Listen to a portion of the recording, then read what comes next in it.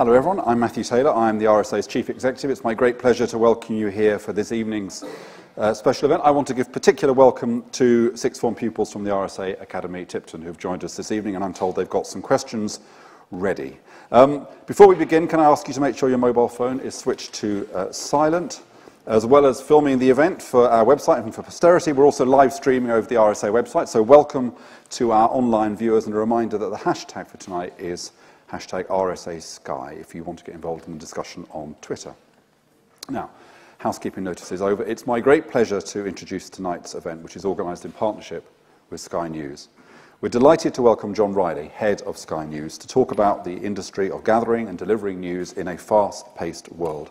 John will explore how a digital tomorrow will see audiences consume news, when they want it, how they want it, and where they want it. John has been at the heart of Sky News' success and transformation into a world-class, multi-product news organisation. He's pioneered innovative campaigns and initiatives, including the Leaders' Debate in the run-up to the UK general election. You might want to ask him how that one's going for the next one. The introduction of cameras into courts in England and Wales, and a push into online and mobile platforms. How we're going to structure the session, as usual, is that John will speak for around 25 minutes. I'm going to engage him in conversation for a short while, and then we're going to open it up to comments from the floor, and we'll finish at 7:30 p.m. But then I'm delighted to say that you can stay on and continue the discussion at a drinks reception kindly sponsored by Sky. So, without further ado, please join me in welcoming John Riley.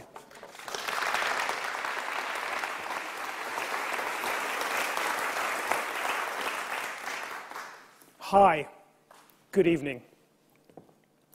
Please think about the furniture in your own sitting room. I'm pretty sure the chairs are arranged so you can watch the television. The day that you decide to arrange the furniture in another way is the day when I will get really worried. Now that I've persuaded you to think for a moment about your home, I'm going to tell you something about the home I grew up in. My father was a vicar's son. Right up to the day he died, he was horrified that his son was a journalist, and worst of all, a television journalist. My dad hated the way that the news had an almost religious hold on us. After all, the news summoned us at fixed points of the day to be present at a particular place, looking in silence in a particular direction, with one channel even starting its 10 p.m. ceremony with the tolling of a very loud bell. My dad wasn't the first person to notice the ritualized reverence that some people give to the news. In the early 19th century, the German philosopher Hegel wrote, "Reading the morning newspaper is the realist's morning prayer." Hegel believed that news had eclipsed religion. That same Hegel quote has also turned up in a book called The News, A User's Guide. The author is Britain's philosopher of everyday life, Alain de Botton. In it, de Botton is fairly disdainful about the news media in general, though I'd argue his research seems to have reached not much beyond the BBC. Anyway, de Botton goes a lot further than Hegel. He suggests that this quasi-religious aspect of news in the 21st century has a very specific consequence. It means that we, me, you, the public, must treat it deferentially and comply with its rituals without question or hesitation. Sounding a little bit like George Orwell, he says, and I quote, "The distinctive priorities of the news are crafting a new planet in our minds." Well, with all that in mind, I have a piece of breaking news to give you this evening. I would like to formally announce that I won't be changing my job title to head priest of Sky News. Instead, I'm going to try to explain why de Botton has simply got it wrong, and why non-stop news services like Sky are part of the reason he's got it wrong. Far from shaping people's views, we are simply giving them the most accurate information, impartially, so that they can shape their own views. To do that properly in the 21st century, people want the most accurate information and up-to-date information, but they also want it on their terms. And that is best delivered by a 24-hour news organisation that is available live and on demand in many different guises. Which brings me to my second text of the evening. At about the same time de Botton was publishing his book, the BBC's former director of global news, Richard Sambrook, with his ex-head of strategy, Sean Maguire, wrote a full frontal attack on 24-hour news channels. I'm delighted to say that they are here this evening. They argue that in the digital age of instant on-demand news delivered via the internet, specialist rolling news channels have had their day. In a nutshell, they said you could stick the whole lot online, spend the savings on more journalism, and therefore serve the audience better. It's a clever argument, Richard. Sean, it's a persuasive argument. But you've got it, with great respect, completely wrong. If you accept Sambrook and Maguire's article, everyone in this room should see me, the head of a major non-stop news organisation, as a dinosaur. Unsurprisingly, I don't, and here's why. Their argument is simply too narrow and out of date. It considers an old world where it's possible to pigeonhole organisations and what they do.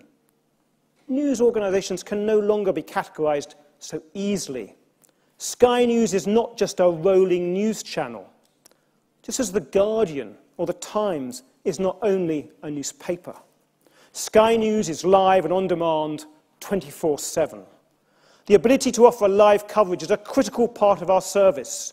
You can call it a channel or a live stream. It is both the backbone and the beating heart of a non-stop news service. In today's world, customers demand to know what is happening as soon as possible, and it enables us to be distinct from our rivals. But we are so much more. We're also an on-demand service on multiple platforms, providing text, graphic, audio and video, wherever people want it. We're a service which allows our audience to consume news when they want it, how they want it, and where they want it. This evening, I want to set out my core views about the news industry and my vision for Sky News in particular. The pessimists who look backwards to some mythical golden age of journalism are mistaken. The golden age is now, and even more so in the future. The constant technological revolution has made this a better time to be a journalist than ever before. The range of technology available for gathering news, especially video news, continues to grow at breathtaking pace. Means that we have more tools at our disposal than ever, not just to report events as they happen, but to analyse them, explain them, and put them in context. The growth of technology has also opened previously undreamed frontiers in the way news is distributed and delivered. Smartphones, tablets, connected devices, and the rest means that all news is now available non-stop, live, and on demand. The key to exploiting these multiple opportunities remains being a 24-hour service with the live stream at its core.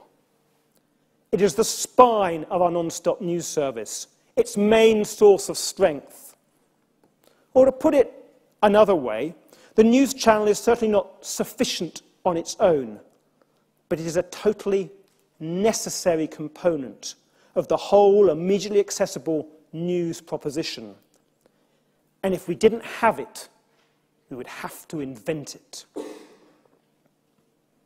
When it comes to the profession, and the industry of journalism as a whole, I proudly accept that I'm unfashionably positive, even when the news industry has been gripped by a depressing spiral of gloom, and mainstream media is losing young people to alternative sources, which deliver bite-sized, easily digestible factoids via social media. There is now a veritable array of start-up online providers like BuzzFeed and Now This News. One of the most striking techniques employed by their new type of journalism is the listicle. The listicle is something which combines being both a list and an article. It was pioneered by BuzzFeed, but is now a phenomenon throughout the internet. In fact, BuzzFeed's recent 37 brutally accurate slogans for British television channels listed Sky News at number 21 as, and I quote, art project, revolutionising the limits of breaking news. It could have been a lot worse. Channel 4 was billed as mocking everyone we see for your entertainment, while BBC One was described as the leading channel among people who lost the remote. Anyhow, in the spirit of the BuzzFeed listicle, and to show that I don't bear grudges, or to show that I'm good at appearing not to bear grudges, here is a listicle, said out loud, of 6 wily reasons to be positive about the future of news and to be positive about the future of Sky News. And as a tribute to both David Letterman and BBC Radio 1's Top 40 show, I will give them in reverse order. Reason number 6, why the future of journalism is positive. The world market for news is actually expanding dramatically. And you don't have to take my word for it. One of America's most prominent futurologists is Mark Andreessen, the founder of Netscape. He believes we have drastically underestimated the scale of the smartphone revolution. He says that now more people have access to phones than have access to running water. A sobering fact. In turn, that means the global addressable market for news will grow to 5 billion by 2020. He says that market size equals destiny, and I'm certain he's right. Reason for optimism number 5, why the future of journalism is positive.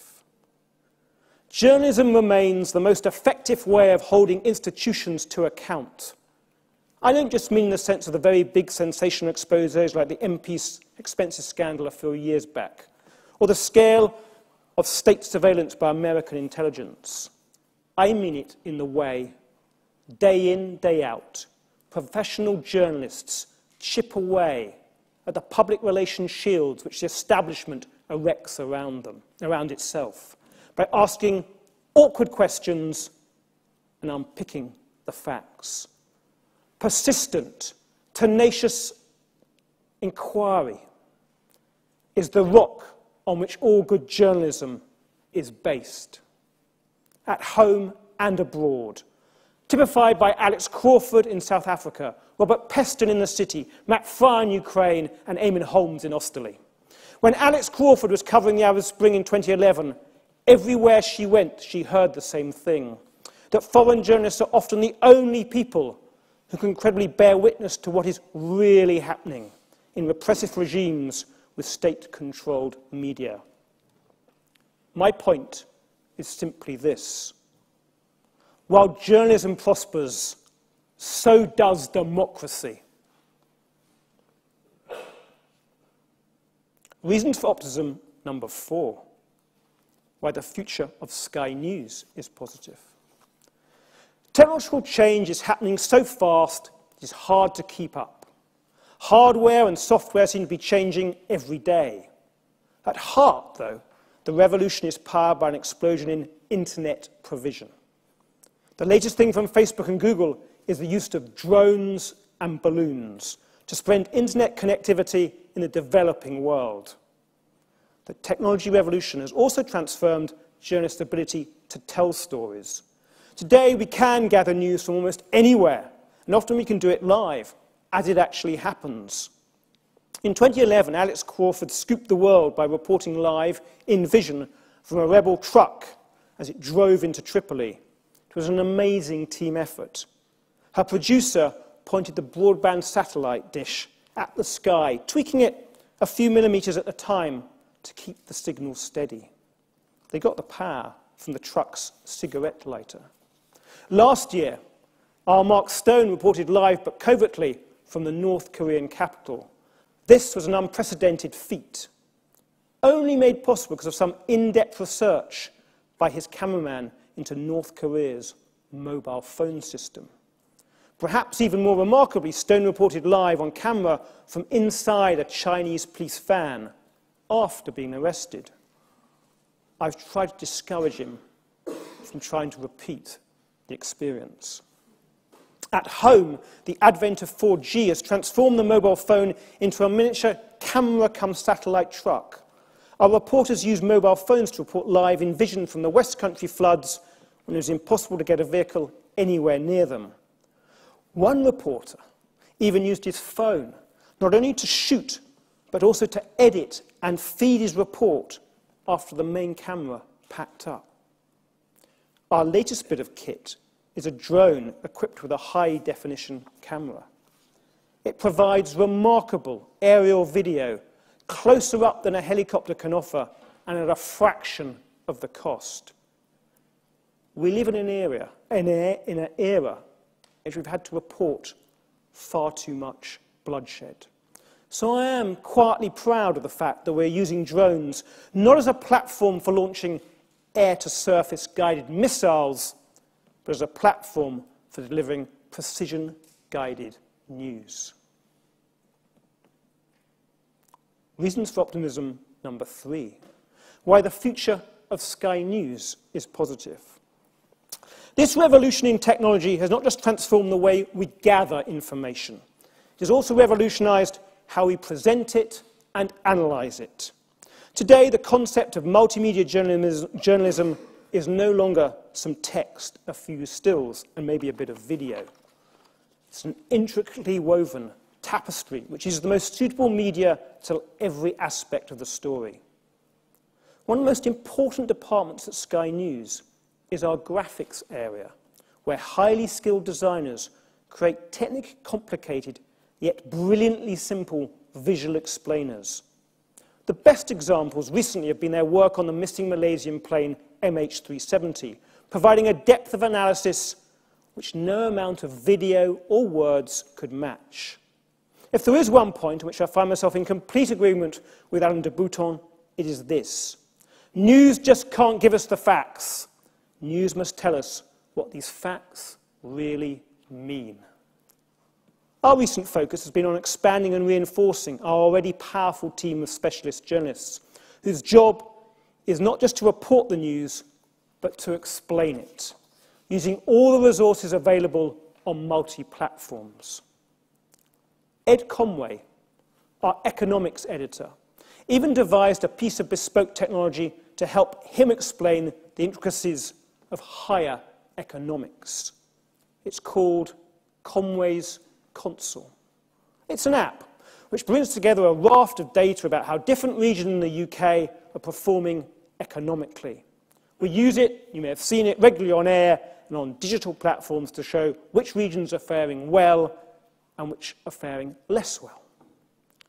But it's also a tool which is proving very popular with our users, who can use it themselves on the web and mobile to do their own analysis. We're not doing, I believe, what de Botton accuses us of, trying to craft a new planet in the minds of the audience. In fact, we are giving our audiences the tools to discover the facts and form a view for themselves. A key advantage of non-stop news services is the scale of the canvas we have to work on. 24 hours of airtime every day, plus infinite capacity on digital platforms. For example, we have produced, under extreme time pressure, nightly reconstructions of the Hutton inquiry, when no one else could even think of doing that. We spent an entire week reporting on ordinary life in Afghanistan and provided precisely what de Bourdon says should be the task of foreign news. That is, and I quote, to foster our attention to what is apart from us, to facilitate mutual understanding between us and other populations. And we surprised the world, the then President of Pakistan and the White House, when we ventured deep into the Swat Valley in northern Pakistan to show video evidence that the Taliban were carrying out Sharia law in broad daylight. And more recently, Sky's week-long look at immigration posed questions that are seldom asked or answered in Britain. Reason for optimism number 2. Why the future of journalism and Sky News is positive. Great journalism has real value. The expanding global market for digital news includes an incredible range of appetites, from the micro-niche to the very broad, a category that Sky News is very happy to be part of.